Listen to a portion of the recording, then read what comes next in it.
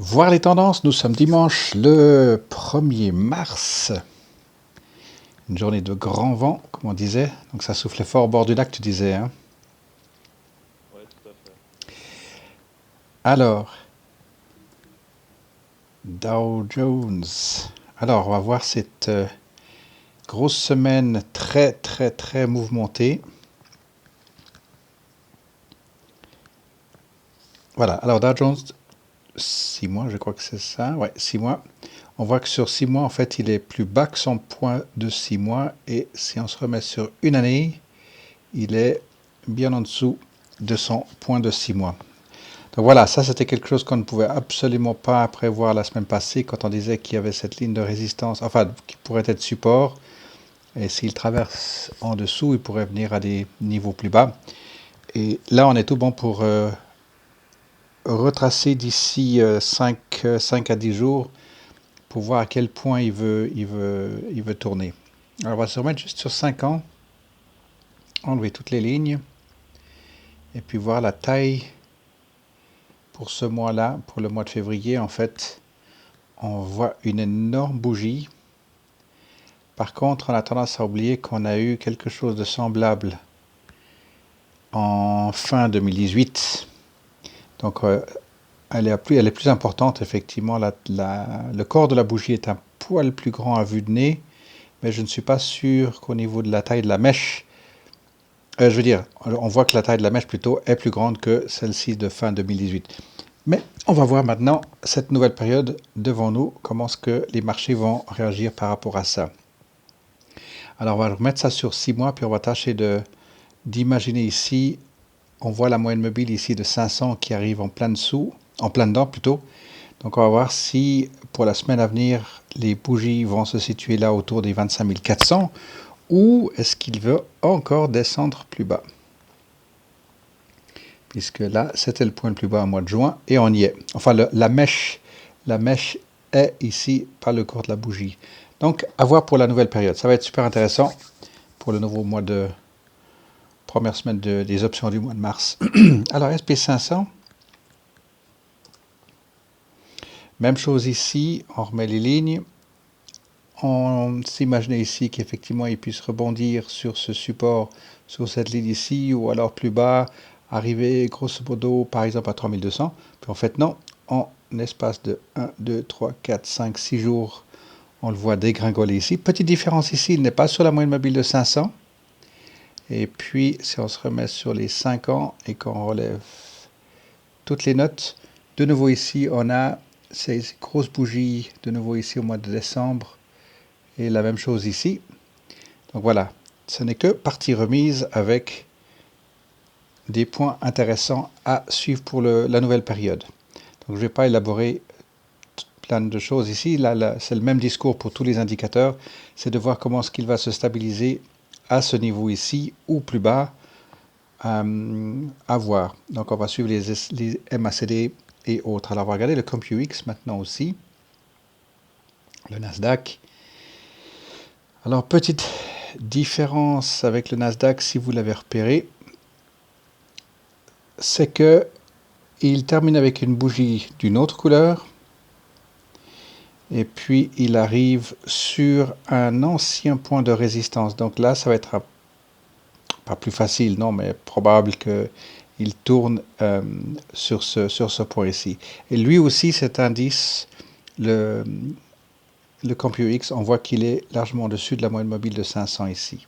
Donc voilà, nouvelle période, nouveau point d'attaque à voir maintenant pour les 3 semaines restant sur le nouveau mois. Comment est-ce que les différentes actions vont tenir à se poser. On va regarder ça maintenant, à se tenir, à se poser ou à encore descendre ou à continuer à commencer à faire la remontée.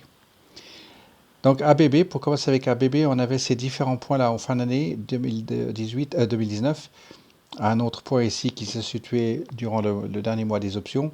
Et puis là, il y a eu une rupture abrupte, de nouveau très difficile à anticiper cette descente à un tel point. Mais le croisement des deux moyennes mobiles montrait qu'effectivement, il se représentait de nouveau à résistance. Sauf que là, il a perdu plus d'1 dollar dans le premier jour ici. et puis ensuite encore un autre dollar, la suite de cette semaine. Alors ici, en se rapprochant, on voit qu'il vient à la rencontre de la 200 moyenne mobile et la 500. La 100, bien sûr, elle passe par-dessus maintenant. Donc, à voir si on se remet sur un an. Et puis, cette ligne ici qui s'arrête est située sur le haut des 3 points de résistance. Et on voit que c'est à 20,38 par la auto 20,40. Tout à droite, on voit que la bougie, elle est largement en dessus. Donc, je compare ça au CompuX, par exemple. Alors que ça, c'est bien le Dow Jones, puisqu'on est sur la société à 3 tickers, donc symbole de 3 lettres. Mais juste pour montrer effectivement qu'il n'est pas revenu aussi bas que ces points de résistance sur le long terme ici, sur plus de 6 mois. Alors ABB, c'est bien, on va voir comment est-ce qu'il va agir ou réagir plutôt, à tenir ici et à revenir 22-23, puis ensuite on sait qu'il était attendu à arriver à un point de résistance élevé, puisque sur les 5 ans, on avait vu qu'il avait fait cette ribambelle de descente, puis ensuite il avait fait cette grosse montée ici. Donc cette descente était prévue, attendue. Bien sûr, pas autant que ça c'est clair. Mais de nouveau, pour rappel, ici on avait le mois de janvier, et puis ici, mois de février 2018, on avait eu déjà cette première grosse correction, et puis ici, octobre 18, et puis encore ici, le 5 mai, enfin le mois de mai 2019. Donc voilà, on a de nouveau des grosses bougies qui se présentent. Donc les cycles sont accélérés dans un sens ou dans un autre, celui-ci plutôt vers le bas. Alors, ça va être intéressant de voir pour les 10 jours à venir les différentes sociétés. Alors, on va prendre la suivante. Ici, AEO, qui était en train de nous faire plus ou moins à latéral ici, avec les points bas plus ou moins à l'horizontale. J'avais laissé les lignes ici en biais, puisque on sait qu'on va rentrer dans la semaine des earnings. Alors lui, il a fait toute sa belle descente ici. On voit qu'il y a déjà une bougie verte. Alors ça va être intéressant pour voir jusqu'à quel point il va être capable de tenir à 12,88, pour pas dire 13. Et puis, comment est-ce qu'il va se comporter pour le trimestre devant lui. Donc aujourd'hui, très difficile à dire comment est-ce qu'il va se comporter, mais probablement vouloir venir à 14, alors qu'on sait qu'il était sur une période descendante. Si on le prend sur une année, on le voyait bien ici depuis le mois de mai, il était descendant avec des mouvements latérales et rebelote descendante. Alors, double phénomène, bien sûr, la grosse nouvelle du coronavirus, et puis ensuite pour AEO, ça va être les earnings cette semaine. On va voir comment est-ce qu'il va réagir pour revenir vers les 13 et éventuellement 14. Alors AES, sur cette même période d'un an, on voit cette belle progression depuis septembre où menace de résistance ici, les 2 mois de mobile ne se croisent pas. Ici, elles viennent se toucher, elles ne se croisent pas. Et ici, la grande émotion du coronavirus a fait qu'il a fait sa chute énorme. Il est aussi en dessus des 500 moyennes mobiles à 16,73 partant de 21. Donc ça fait des sacrées belles corrections. Et bien sûr, des points d'entrée qui se présentent à nouveau. Donc ça va être intéressant maintenant de voir le rappel, bien sûr, toujours la même chose, c'est sur le très long terme, ne pas oublier qu'il arrivait à un point élevé, il ne le confirmait pas encore, donc ça c'est tout faussé. Pour AES, on voit que c'est une bougie hors norme, puisque on n'a pas, en tout cas sur la taille de cet écran, on n'a pas du tout quelque chose qui ressemble. Ça, cette bougie ici, elle ne ressemble pas du tout, elle est la moitié à vue de nez de celle-ci. Donc pour AES, correction précipitée vers le sud, à voir maintenant pour qu'il puisse faire, on voit ici premier roulement, deuxième roulement abrupt, bien sûr, puisqu'on imaginait qu'il prendra encore quelques mois pour le faire. Et puis ensuite, troisième roulement pour revenir de nouveau à 21. Énorme faiblesse cachée ici, Stochastics en haut, donc Achtung. Sur un an, ça c'était aussi effectivement point de résistance confirmé avec Stochastics. Mais comme on disait, sur le très très court terme, les 2 moyennes mobiles ne se sont pas croisés. Et puis là, tout ça est précipité vers le sud. Donc voilà, AES revient à largement en dessous de 20 de nouveau. Donc de nouveau à pouvoir remettre ça sur nos notes. Alors ici, même chose pour ANF, mais moins dramatique. ANF tient bien. Alors juste pour rappel, sur 5 ans, ANF a fait cette belle descente. Je veux... non, j'étais juste, pardon. Oui, c'est comme ça que je le veux. Voilà. ANF, effectivement, avait fait ces 3 énormes roulements. Il y avait déjà cette première précipitation ici durant le mois de mai de l'année passée. Deuxième précipitation ici au mois d'août. Et puis rebelote, on le revêt ici. Alors maintenant, ce qui est intéressant, si nous pointons toute cette période ici 2017, il est en dessus de 11,86 par rapport, même si je me mets à 12, largement en dessous de 12. Et puis on a déjà cette force cachée qui se présente. Stochastics, moyen terme en terrain inconnu, no man's land. C'est très très long terme. Par contre, sur le court terme, c'est très bien parce que ça pousse le RSI et le money flow à son plus bas plutôt, sur vraiment de nombreuses années. Parce qu'il faut revenir ici au mois d'octobre l'année passée, et puis juin l'année passée, Et là maintenant, nous avons Stochastics, RSI, money flow, MACD pour ANF, rebelote, un beau point d'entrée ici pour le Abercrombie, ça veut dire le retail, voilà, je cherchais le retail softline. Alors sur le très très long terme, il était aussi parti d'un point super haut ici en 2016, et rebelote ici des grands points en 2018, et puis ensuite ici 2019, grosse précipitation vers le sud, donc on savait qu'il était plutôt bearish qu'autre chose. Alors maintenant, ça va être intéressant de le revoir venir ici aux alentours de 17. Alors Asina, lui, tient bien puisqu'il avait stabilisé grosso modo ici depuis le mois de janvier aux alentours de 4,20, 4,30 presque. Alors c'est tout à fait naturel qu'il veuille perdre cette position depuis presque les 6. Là, c'est un peu plus facile à lire. On va imaginer qu'il va bien se trouver aux alentours de 4. On a déjà une bougie verte ici. Et puis le laisser vivre un tout petit peu à l'horizontale dans un premier temps ici, à le suivre. Ça lui ramène le RSI plus vite de nouveau en bas après cette correction ici suite à une annonce avec l'histoire de Dress Barn. Alors maintenant, ça va être bien de voir comment ce qu'il va se comporter pour les 3 semaines à venir ici. BlackBerry prend une pelletée, effectivement n'a pas pu résister à 6, lui aussi il perd effectivement énormément de terrain. Par contre, il finit aussi avec une bougie verte. Et puis chose intéressante, c'est qu'on se retrouve ici aux alentours de octobre 2019 à 5. Donc c'est parfait, on va le suivre à ce qu'il puisse récupérer. Nous avons les indicateurs MACD, RSI, money flow, stochastique, tout est de nouveau bien situé à support, pas encore confirmé support, mais très bien pour augmenter la part de stock et ou combiner avec un boost de buy to open call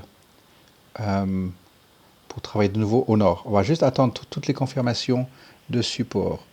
Pour Buckle fait aussi une descente, bien sûr, correction. Il vient à la rencontre des 2 moyennes mobiles 500-200. Il a aussi une bougie verte déjà pour ce vendredi. La différence ici, c'est que le money flow, lui, n'est pas descendu aussi fort. Au contraire, il y a eu un revirement ici, un V, ce qui donne le changement de sentiment sur le marché, effectivement, l'argent qui rentre à nouveau sur cette position, puis le MACD qui se raccourcit déjà. Donc, Buckle, ça peut être un jeu de, OK, dès qu'on a un point de support ici confirmé, on pourrait travailler 22, 23, mais il faut juste lui donner le temps de bien se poser, comme pour toutes les sociétés que nous allons regarder ce soir, ça c'est certain. Chesapeake, lui, effectivement souffre parce qu'il n'arrive pas, on le voit ici, il est à la descente jour après jour, minuscule mais descente, et puis là il prend une grosse descente, donc là c'est une grosse correction qui est vraiment pénible parce qu'on descend en dessous de 30 centimes, donc on se remet ici sur 1 an. On avait effectivement un moment de plat ici, de latéral, c'était pas mal. Ensuite ici, il récupère un petit peu. Correction, il tenait bon sur les earnings, il n'a pas pu tenir bon. Il refait une correction. Et puis ensuite ici, il y a cette faiblesse et le coup d'assommoir ici sur cette dernière semaine. Donc, Difficile à prédire autre que de simplement aligner tous les indicateurs pour Chesapeake, puisque ça fait un long moment qu'on n'a pas eu le RSI ni le Manifla en dessous. On l'avait toujours légèrement en dessous ou autour de l'axe. Et puis ensuite, on avait ces grosses corrections ici qui étaient bienvenues pour le mois de décembre. Alors maintenant, à voir s'il y a une certaine confiance qui peut quand même s'installer. Puis imaginez que Chesapeake puisse revenir à 40 centimes, 50 centimes. Et puis le dollar, c'est vraiment pas loin ici pour Chesapeake. Alors Chico's, lui, tient bien proportionnellement. On le reprend sur une année après avoir fait cette glissade avant qu'on ait une stabilisation par rapport aux des fondamentaux de la maison. Et puis on a vu effectivement ici une jolie point de support au mois de août-septembre l'année passée, et à partir de là, il a toujours été en dessus, et il garde son caractéristique ici de haussier. Alors on a ici premier roulement, deuxième roulement, troisième roulement, 4, 5, 6, et puis le septième, je laisse exprès les notes, parce que ça c'est pour moi une forte probabilité pour lui. Ensuite, je me rapproche un tout petit peu. Ici, on avait un roulement, deuxième roulement, troisième roulement avec les barres égaux, ça veut dire effectivement plutôt latéral. Je laisse la barre de travers ici, diagonale plutôt. Et puis là maintenant, 1, 2, 3, 4, 5 jours. Et on a deux bougies parallèles de changement de couleur. Donc effectivement, changement de sentiment. Ça veut dire que CHS, lui, au niveau des investisseurs, tient bon. Donc ça, c'est très bon signe. On va l'attendre à revenir ici à 4,25.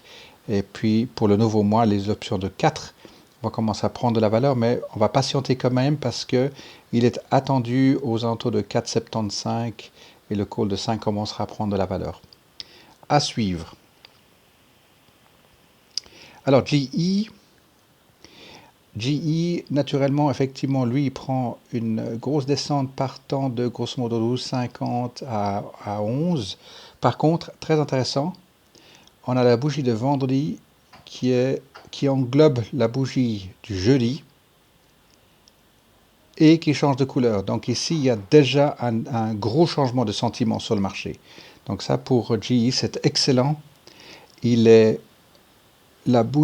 mèche, tient juste au sud de la moyenne mobile de 100. On reste en dessous de la 500.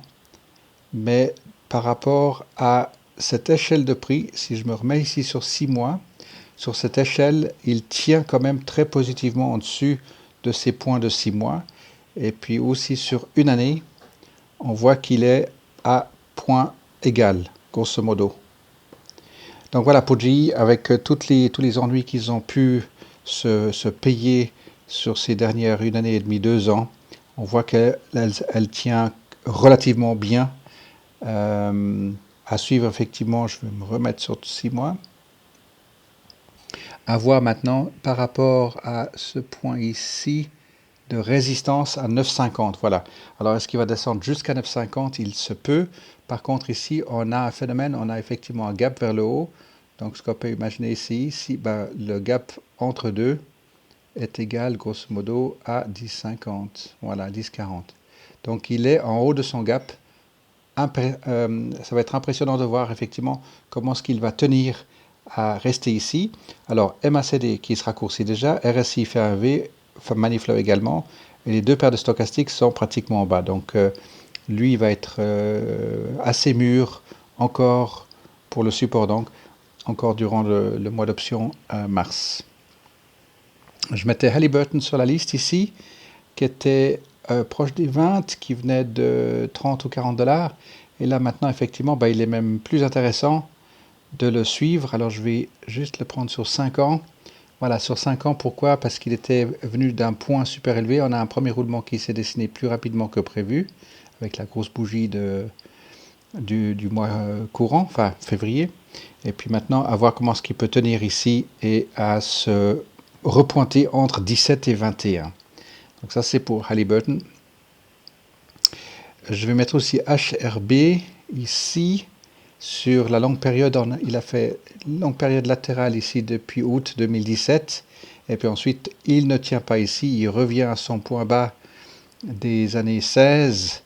Donc voilà, ici, à suivre et puis à profiter de cette nouvelle période pour HRB. Je ne vais pas plus dans des détails techniques, mais vous l'avez compris, sur le long terme, ça peut être quelque chose d'intéressant à suivre. Infosys, alors tous les splittings, etc. N'oublie pas effectivement que Infosys buy and hold, on l'attend à 13, ensuite 15, etc. On va se rapprocher sur une année. Donc sur earnings, il nous avait fait ce monstre gap. Et puis ensuite sur earnings, rebolote un gap moins spectaculaire. Par contre, il va vers le nord. Et ici, il nous refait un gap ici. Alors on va tâcher de compter sur ce qu'on voit à l'écran ici. Il y a eu ouverture, fermeture vers le haut. Ouverture, ouverture 2 fois la baisse, et puis une fois la hausse et une fois la baisse. Donc il a encore, on va dire, une, voire même 2 gaps à fermer vers le haut. Donc on va revenir sur 6 mois. Et il arrive pile poil sur ce qui était ici des résistances, ensuite il est passé en dessus et ça devient un support. Et il revient dessus maintenant, il tombe comme un plomb de pêcheur, là, boum, à 10,03. On va voir maintenant cette semaine comment est-ce qu'il peut tenir. Et si on se remet sur 3, enfin, on se rapproche encore et on attend effectivement le raccourcissement du MACD. On le voit ici, non, ça ne change pas. Il est sur son point le plus profond, l'hiver le plus froid. Alors à voir maintenant à quelle tendance il va nous faire effectivement. Est-ce qu'il tient à 10,03? Il est à 10,07. À voir comment est-ce qu'il peut rebondir et puis revenir vers les 10,50 et reprendre son chemin de 11. Ensuite, je vais mettre IPG aussi, on avait dit, puisqu'il se rapproche de nouveau des 20 $, puisque IPG avait fait une énorme progression depuis le mois de septembre, et il revient, padaboum, à 20. Donc voilà, ça c'est toutes des choses où on peut profiter de retravailler sur des positions de bonne qualité et de voir comment est-ce qu'on peut effectivement profiter de quelque chose. Alors ici, je vais mettre sur un point de support. Il ne l'est pas à 17, donc je vais mettre carrément ici un point de résistance. Et puis voilà, il est en train de toucher la bougie, la tête contre, mais cette bougie rouge. Alors à voir comment est-ce qu'il va progresser pour ce nouveau mois. Pas d'excitation, on va laisser tout ceci se poser. Alors JBL aussi, puisque JBL lui était parti fusée. On le voit ici, cette magnifique progression ici vers le nord. Et puis rebolote, donc repasser à 32 $. C'est parfait. Je vais le mettre sur une année. Voilà. De passer pratiquement à 43 $, à 32 $. Et il arrivait en point sur, vous le voyez ici, résistance, résistance, résistance. Alors je vais mettre ma ligne ici. Et il est en plein dessus. Voilà. Il est en plein dessus à 31,72. Donc, là aussi, donnez le temps au temps pour pouvoir le lire. Alors Coca-Cola, juste pour donner l'envergure de la correction sur une période d'un an, on voit ici que Coca-Cola reste largement au-dessus de son point d'un an. Il nous fait non seulement une belle chute, mais un gap en plus. Donc maintenant, ce qu'il faut voir, c'est effectivement la capacité pour lui de se poser et de revenir vers les 57 $. On va imaginer qu'il va reprendre ce parcours par là autour. Largement au-dessus de la moyenne mobile 500 et de 200. Il traverse la moyenne mobile de 100 avec un gap entre jeudi et vendredi. Pas de souci pour Coca-Cola. LKQ avait fait ce gap vers le haut et maintenant il vient terminer le gap. Il est en plein dessus. Il est en plein sur le bas du gap du mois de septembre. Donc tout ceci n'est que accéléré et maintenant on va le voir aussi comment est-ce qu'il va tenir, s'il doit encore descendre ou s'il commence à tourner maintenant. Et puis au pire on pourrait s'imaginer qu'il tourne ici à 28 plus ou moins, mais plus logique puisque non seulement on a le bas du gap ici, mais vous voyez ici des supports et des supports. Donc si je me mets ici, vous voyez à droite il traverse le bas de son gap là du mois de septembre. Je vais me déplacer ici. Et puis ensuite, il est en plein dedans maintenant. Donc là, non plus pas trop de soucis pour LKQ. Alors, Marvel, la bonne nouvelle pour nous, c'est que la même chose, il quitte les 28 pour revenir à 20, juste en dessous de 22. On va se remettre sur 5 ans. Voilà, sur 5 ans, on avait ça. Premier roulement ici. Deuxième roulement qui est précipité, donc troisième roulement. Donc on va avoir la possibilité de l'étudier ici en support et puis ensuite de revenir vers les $30 ici pour Marvel. Voilà, effectivement, je laisse mes anciennes lignes ici, puis il y est, la mèche ici arrive sur les 19,60. C'est simplement accéléré dans le temps. On a peut-être 2 ou 3 mois d'avance sur sa vitesse de descente. Alors NBR, on va rentrer dans le secteur des énergies. On voit ici sur le très long terme des roulements ici, ensuite un deuxième roulement. Et puis tout naturellement, ce mois de février, il arrive sur son point de support. On se remet sur un an. Et puis, comme on disait, point de support, il y est. Et puis, la différence avec lui, on le voit ici, je le découvre en même temps que vous, c'est qu'il a fait son gap entre mercredi et jeudi, mais regardez la bougie de vendredi.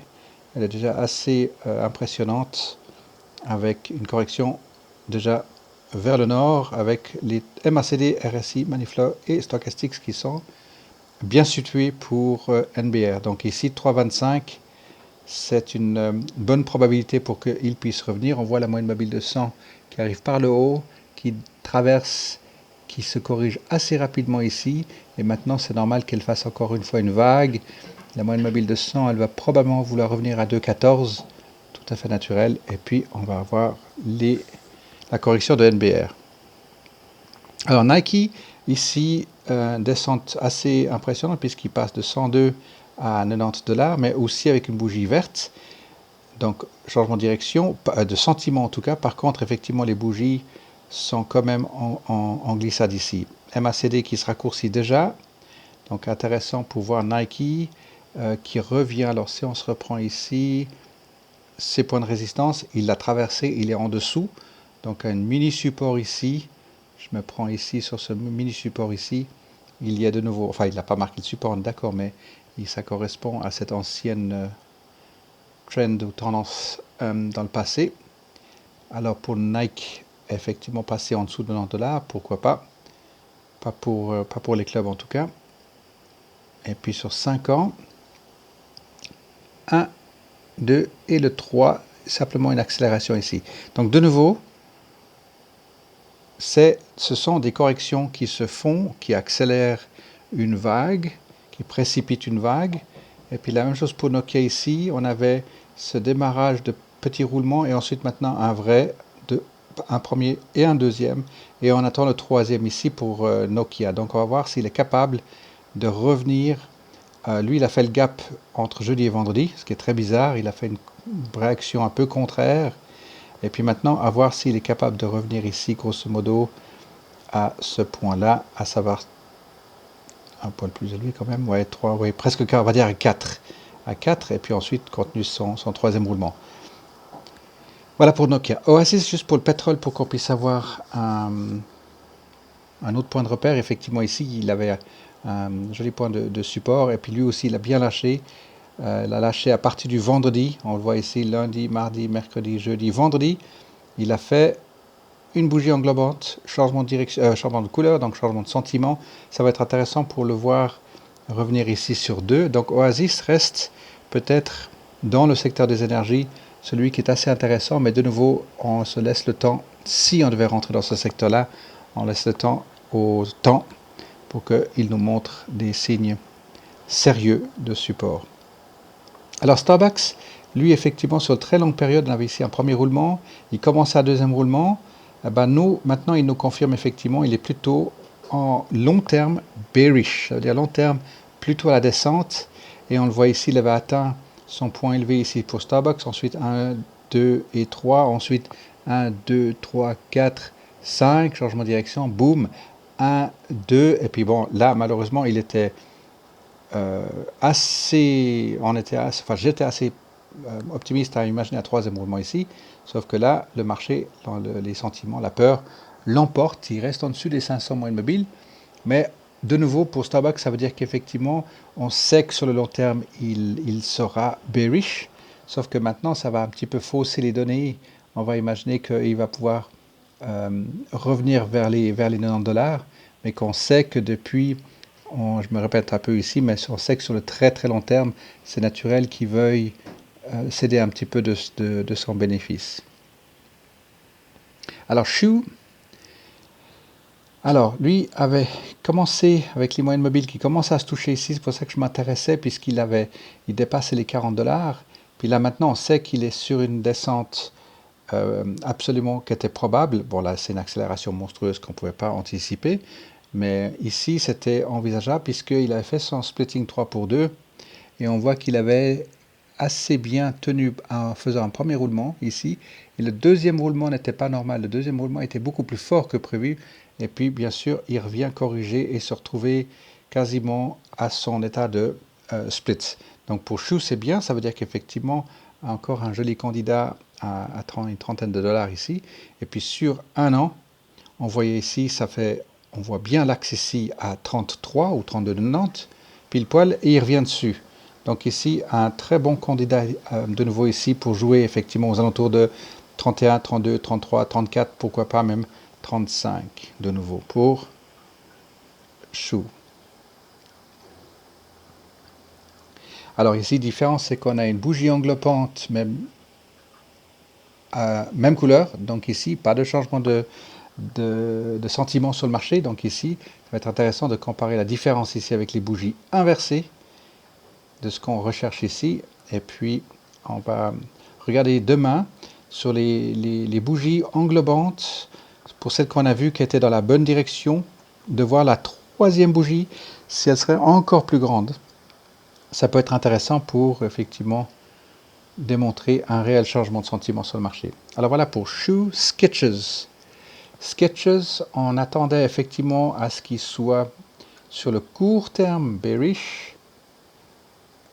Déjà, c'était génial de le voir passer de 43 à 40 par là, et puis ensuite de passer proche de 38, ça c'était difficilement imaginable. Alors pour certains portefeuilles, pourquoi pas, ça c'est cool. Et puis là, il fait cadeau. Donc là, c'est tout bon. Donc on va pouvoir fermer certaines positions qui deviennent largement out of the money, et puis de renégocier sur du beaucoup plus court terme. Un call de 34 par exemple, on va laisser, on a le temps devant nous pour le mois de mars. Et puis on a ici déjà un raccourci, le MACD qui se raccourcit. Par contre, attention, le money flow reste ici sur la ligne, donc ça veut dire c'est un sérieux candidat avec les investisseurs et les stochastiques ici, déjà prêt à rebondir, prêt à croiser ici. Donc bonne nouvelle pour Sketches, il continue sur sa bonne performance, sur 5 ans pour rappel.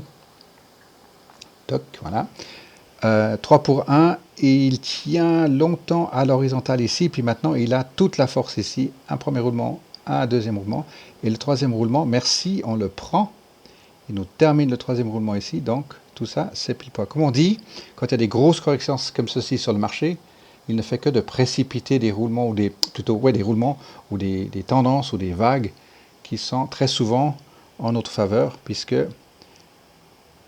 on s'attend et on travaille avec les mouvements sur le marché.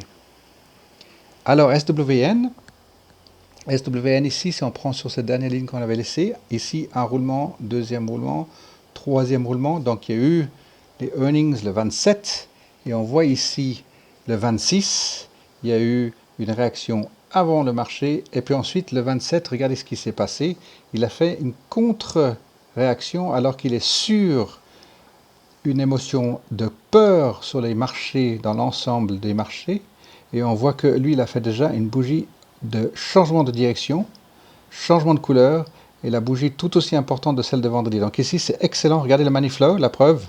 L'argent rentre sur la position ici, et le court terme est déjà en train de rebondir. Le long terme, il est en dessous. Oui, le long terme est en dessous, donc ça, c'est pile poil. Donc effectivement, SWN, pour les sportifs, c'est une position à jouer effectivement plutôt entre 1,50 et 1,75. Donc il y a 25 cents ici à jouer dans le bon sens du terme avec SWN. Pour rappel, sur 5 ans, effectivement, il a cette tendance à vouloir dire à 2 $, je tiens.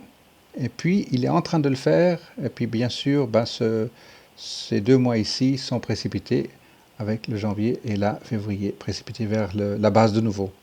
Donc de nouveau, SWN, on sait qu'il est attendu à quelque chose comme 4-5 $. Alors Tech, je vais le remettre sur 5 ans pour que ça nous donne un petit peu l'entre... Voilà, effectivement, Tech, pourquoi je le mettais sur la carte là depuis quelques semaines, c'est qu'effectivement, il y a eu les gros croisements les deux moyennes mobiles largement en dessous de 100, et là maintenant il est attendu à la baisse. Alors de nouveau, janvier, précipitation, février, précipitation, merci, donc il arrive à toucher les 10 de nouveau pour nous, pile poil, donc à voir, à le suivre, puisque c'est un candidat supplémentaire pour 2020, et je le remets sur un an, et là maintenant c'est de bien suivre et de déterminer en fait tous ces différentes marches, ces étapes, et de voir comment est-ce qu'il tient bien ici aux alentours de 10, 10, 50, avant de rentrer dedans, avoir des belles confirmations. Si je me mets ici sur 6 mois, donc ça effectivement ça fausse la donnée, donc on doit lui laisser cette étape ici pour bien confirmer le support pour tech.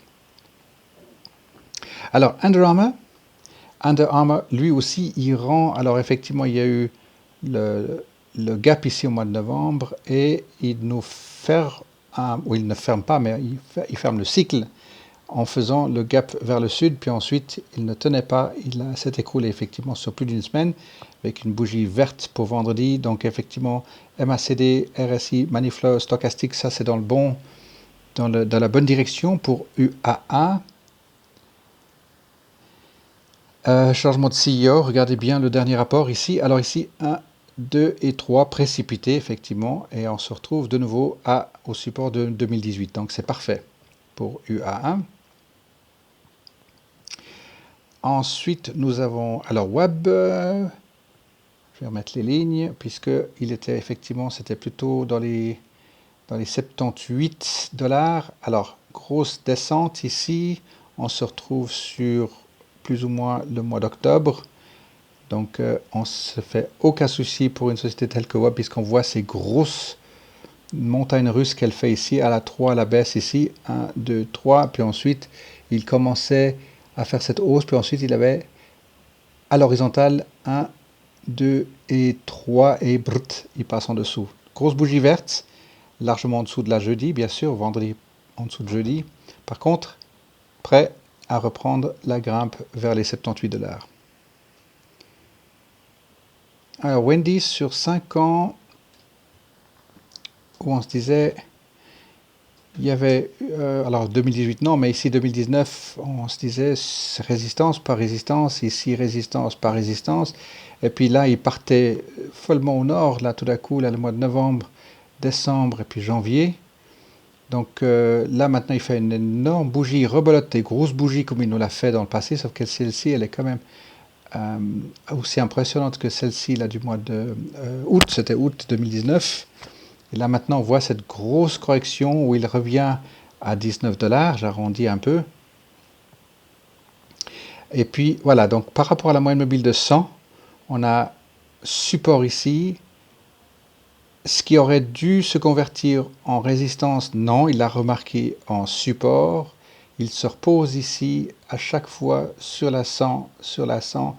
Et là maintenant, difficile à dire parce que vu ces énormes flèches vers le sud, il est néanmoins en dessus de la moyenne mobile de 500, encore en dessus de la 200. Et on a Moneyflow, RSI, Stochastics à la baisse. Puis sur les 6 mois, on n'a pas encore les stochastiques qui touchent, enfin à peine, qui touchent la ligne du bas. Et puis on voit ici les MACD qui se rallongent énormément. Donc celui-ci, il faudra juste le laisser, je ne sais pas combien de temps il lui faudra effectivement pour commencer à montrer des bougies qui seront plutôt côte à côte. On voit que les fils V1 et 10 à peine se croisent maintenant. Donc effectivement, une chute vertigineuse de 23 à 19, c'est assez impressionnant. Toujours difficile à prédire de combien on s'attendait à une correction, mais pas à ce point-là. Donc pour nous, par rapport au coronavirus, on le voit maintenant si je me remets sur le SP500. Sur le Covid-19, maintenant, on a vu effectivement qu'il y a eu des incidences à plusieurs reprises maintenant. Ça, il y a eu cette première incident ici, puis ensuite cet incident ici. Ça, c'est le plus gros, puisque maintenant on sait que même en Afrique, on a des cas qui se déclarent. Ça, c'était le fin de l'impeachment ici pour Trump. Voilà. Alors, je crois qu'avec Wendy's, on a fait le tour. Dragan, est-ce qu'il y avait quelque chose que tu voulais voir encore? Ça joue pour toi? Vas-y. Alors je vais Ok. couper l'enregistrement en vous souhaitant tous